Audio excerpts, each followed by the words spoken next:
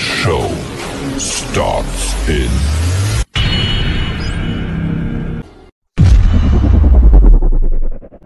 Hello everyone! I'm here again, Malina Nicole. Ang tutorial natin ngayon ay tuturo ko sa inyo kung paano gamitin yung photo effects gamit ang CapCut. So napakadali lang. Punta ka lang dito sa CapCut. Kung nakita nyo yung ginagalaw ko, punta ka lang dito. So i-press natin.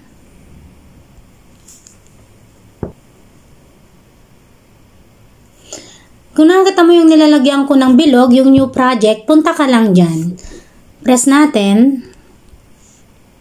So pagka-press mo, mapupunta ka dito sa mismong gallery mo. Kung nakita mo yung nilalagyan ko ng arrow, yung photos, punta ka lang dito sa photos. So i-press natin yung photos.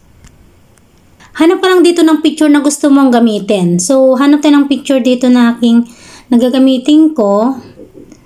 So, ito gamitin natin itong aking picture. So, i-press ko yan. Kung nakakita mo yung add na nasa baba, yung nilalagyan ko ng arrow, punta ka lang dyan. So, i-press natin. Then, lalagyan natin ng photo effects. Punta ka lang dito sa baba. Kung nakakita mo yung mga nakahilera dito, hanapin mo lang dito yung effects. Kung nakakita mo yung nilalagyan ko ng arrow, yung effects, so punta ka lang dyan. So, press natin.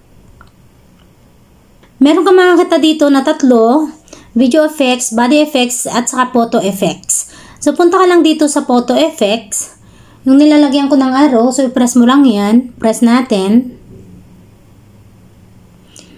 So, marami ka dito pagpipilian. Ito yung trending. Kung nakita nyo yung mga photo effects natin, punta tayo dito sa All Painting. Punta ka dito sa All Photo. Dito naman sa particle tayo, press mo lang yung particle. So, pwede mo i-press itong expressions. So, lahat yan guys. So, marami dito. So, mamili ka lang kung alin dyan yung gusto mong... Nakita ko to, try natin dito sa expressions. Kung nakakita mo itong photo syncing na to, itong nilalagyan ko ng bilog, try natin to. Press natin. So, antayin natin mag 100%.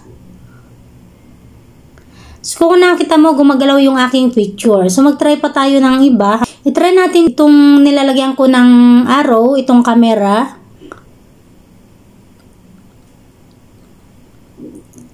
Yan. Kung nakita nyo, gumagalaw din yung aking picture. Then, hanap pa tayo ng isa pang example ko sa inyo. Hanap tayo ng example. Hanap pa tayo ng iba.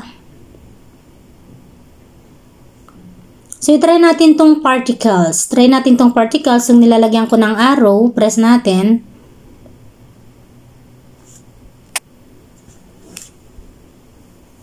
Yan. Kung nakita nyo, nag-reflect siya. So, try natin ulit tong isa. Tong cosmic effect. So, yan guys. So, marami kang papipilian dito. So, ganyan lang kadali guys kung paano gamitin yung effects na gusto mong gamitin sa mismong picture mo. Ay mamili ka lang dito, marami kang pagpipilian.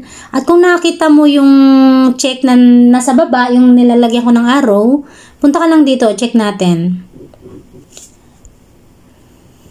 Then, i-play natin. Kung nakita mo yung nilalagyan ko ng bilog na play, so press mo lang yan. So, i-play natin.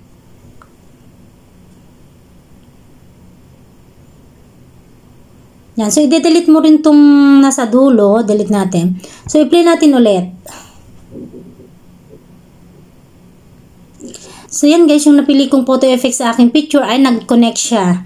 So, ganyan lang kadali guys kung paano gamitin yung photo effects sa inyong picture. So, that's for today. I hope na nakatulong ako sa inyo sa tutorial ko na ito. Especially sa mga new beginners na hindi marunong kung paano gamitin ang photo effects sa inyong mga picture. At sa mga hindi na rin nakakaalam.